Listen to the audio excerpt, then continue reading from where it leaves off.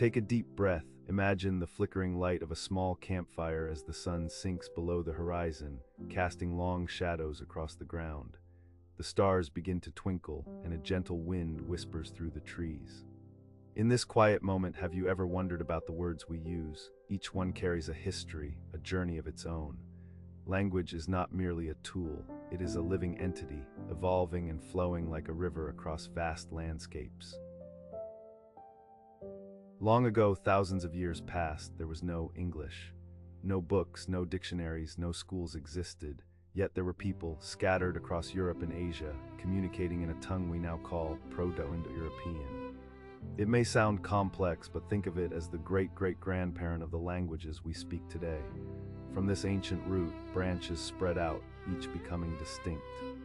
One branch flourished into Greek, another into Latin, which eventually birthed Spanish and French. Meanwhile, another branch. In those times, words were whispers shared in the dark. People spoke of what mattered most: the sun, water, family, and sustenance. If you could journey back to those days, their speech might be foreign to you. Yet a strange bond would resonate within you, a connection to the sounds they uttered. These early utterances were the seeds of English, simple, strong. As we embark on this journey together, consider your own voice. When you speak English, you weave into a story that began eons ago. You are part of a lineage of individuals yearning for understanding. The tale of English is one of movement, of encounters, conflicts, and shared experiences. It's a narrative still unfolding today through you and me. Picture a cold, gray sea. The year is the 5th century, and the Roman Empire is waning. On the shores of northern Europe, in lands we now recognize as Germany, Denmark, and the Netherlands, warriors prepare their wooden vessels. These are the Angles, the Saxons, and the Jutes, farmers and fighters gazing toward a verdant island, Britain. Their arrival heralds not just conquest, but the birth of what we now know as Old English. But here's a secret: if you were to hear Old English today, it would sound utterly foreign, rough, and powerful, like waves crashing against rocky shores. Consider the words. In Old English, house was whose, man was man, and friend was friend. You can hear familiar echoes, can't you? These words are the structural bones of modern English, short, simple, and potent. For centuries, these tribes inhabited Britain, sharing tales of great heroes and fearsome monsters around their fires. They referred to the ocean as the whale road and the sun as the sky candle. Isn't that poetic? Yet life was not always tranquil. In the 8th century, invaders emerged from the north, the Vikings. They arrived from Scandinavia. Words like sky, skin, leg, and window entered the English vocabulary, altering its landscape. Imagine two neighbors, one a Saxon and the other a Viking, struggling to communicate. Initially, they would be lost in translation. Yet over time, their languages would intertwine, driven by necessity, trade, farming, and life itself. As a result, English began shedding its complex grammar, evolving. Old English became akin to a young tree, its roots deepening in British soil, a language of the land, sea, and home. It represented the voice of the common people. But soon, a storm was brewing on the horizon, a tempest that would forever alter English. The critical year is 1066, a pivotal moment in English history. William, the Duke of Normandy, crosses the English Channel and claims victory, becoming the King of England. Yet William speaks French, not English. For the next 3 centuries, the elite, judges, lords, and rulers speak French, relegating English to the tongue. In this world, 2 languages coexist: Old English for the farmers tending their livestock, and French for the aristocrats feasting in grandeur. The farmers use familiar words: pig, cow, sheep. The lords dine on pork, beef, and mutton. Ever wondered why English possesses synonyms for so many concepts? This is the reason. Old English and French create a linguistic tapestry. The language becomes a blend, filled with simple words for daily life alongside elaborate terms for the elite. Thousands of French words pour into English during this time, enriching its vocabulary. Yet English does not perish, it thrives in the... English becomes a hidden river, flowing beneath the ice of aristocracy. While the kings converse in French, the language of the people is evolving, transforming into Middle English. This era is marked by blending, as Old English grammar falls away, allowing a more fluid expression. Amidst this chaos, people select the finest words from both languages, resulting in a creative explosion. Picture a shopkeeper needing to converse with a lord in French, yet their neighbors speak English. English adapts, learns. By the time English reclaims its place, it emerges transformed, a rich amalgamation of Northern European and French sounds, ready to discover its true voice. As we transition into the 1300s and 1400s, an astonishing phenomenon occurs, not through new vocabulary, but through. This period is known as the Great Vowel Shift. Imagine a friend whose accent subtly alters over years of conversation, becoming unrecognizable. Such was the fate of English. Before this shift, bite resonated like beat, out echoed oo and feet. This transformation remains a mystery.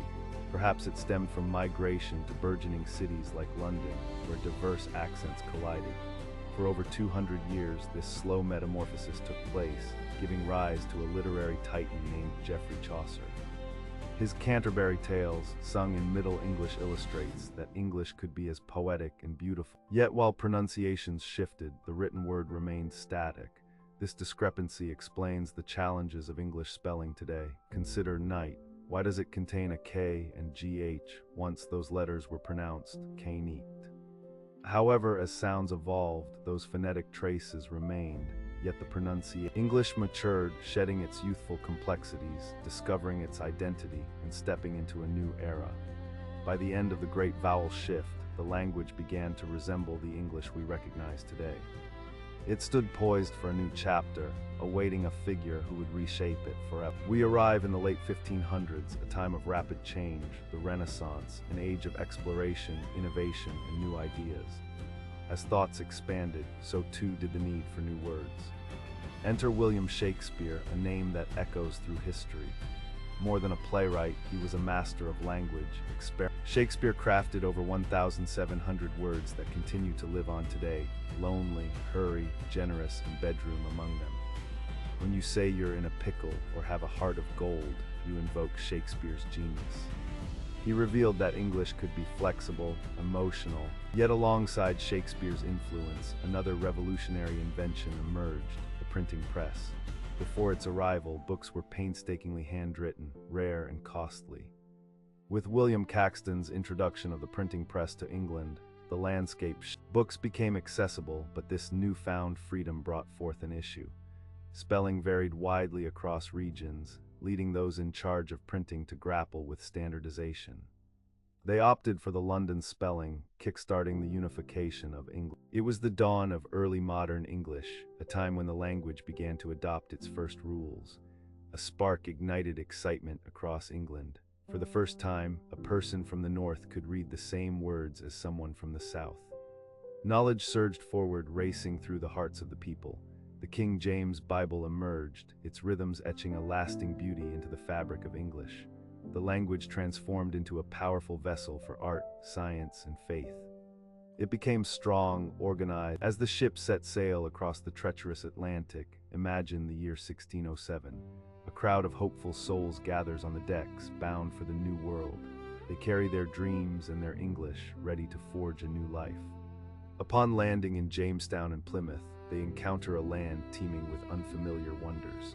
Strange animals and vibrant plants fill their eyes. How do you name the unknown? They turn to the Native American tribes for guidance, adopting words like skunk, moose, raccoon, and life in America proves to be a struggle. Far removed from the standard English of London, the settlers adapt. The wild, sprawling landscape inspires a language that reflects their sense of freedom and hardship. For years, English in America and England remains closely tied, with accents that echo each other more than they do today. Yet, as time flows, the ocean deepens the divide. New arrivals from all corners of Europe enrich the American tongue with sounds from Germany, Holland, and Africa. American English begins to grow like a branch from a tree planted in new soil. Though it shares DNA with its British roots, the different sun and rain shape its evolution. Have you noticed how American English feels more direct? This stems from the spirit of those who ventured to start anew, shedding old customs. By the time independence is declared, American English emerges as a symbol of identity. It is not merely English in America anymore. But how did this divergence unfold? Questions arise. Why do we have color and color? Why elevator and lift? The answer rests with Noah Webster, a man driven to carve out a distinct American identity in the late 1700s. He believed a great nation deserved its own version of the language, so he took on the monumental task of Webster simplified spelling for Americans. He removed the U from color and honor, altering theater to theater. His vision was clarity, a more logical spelling that resonated with the American spirit.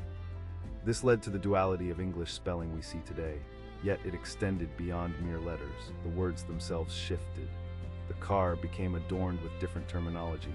This transformation arose with the advent of new inventions, like the automobile and the railroad, which brought fresh names into the vernacular.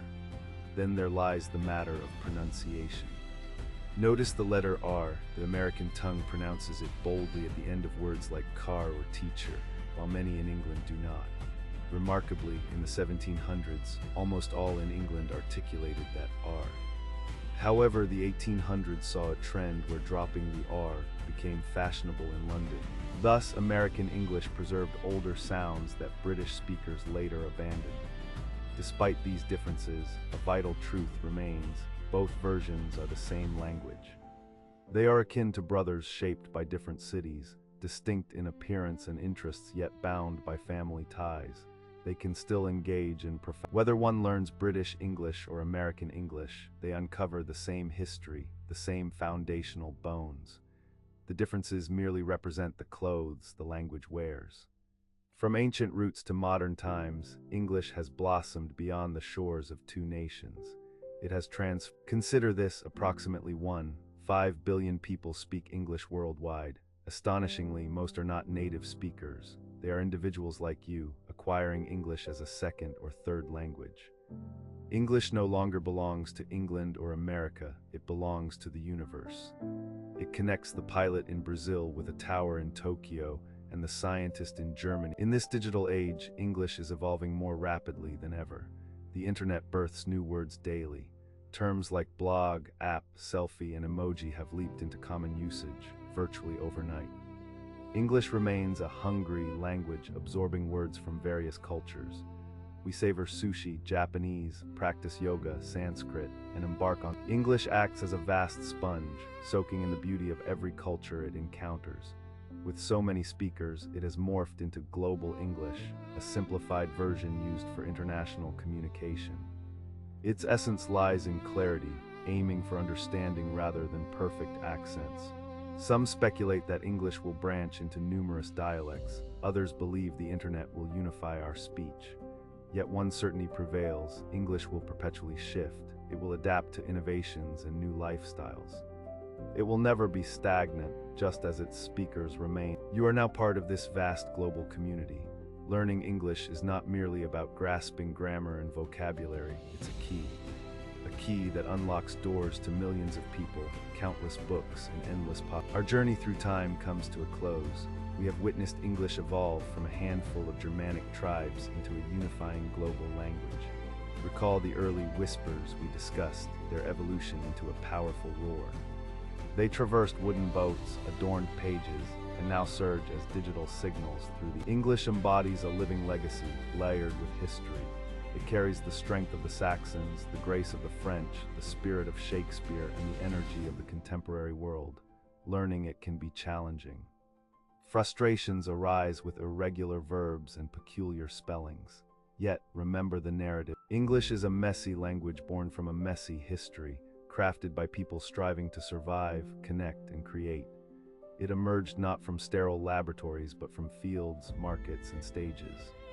Each utterance you make adds your unique voice to this rich tapestry.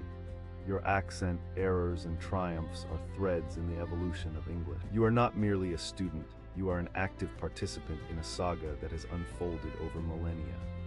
As we gather around this imaginary fire, feel the pride swell within you. You are embracing the most successful, mixing language in human history. You are engaging with a language that celebrates connection. So don't shy away from expressing yourself. Make the language your own. English has always evolved for those who wield it, and it will transform for you too. The narrative of English is ongoing, being penned in this very moment, shaped by your journey as you listen and learn. Thank you for accompanying me on this exploration of our beautiful living tongue. The fire may dwindle now, and our journey today concludes, yet your journey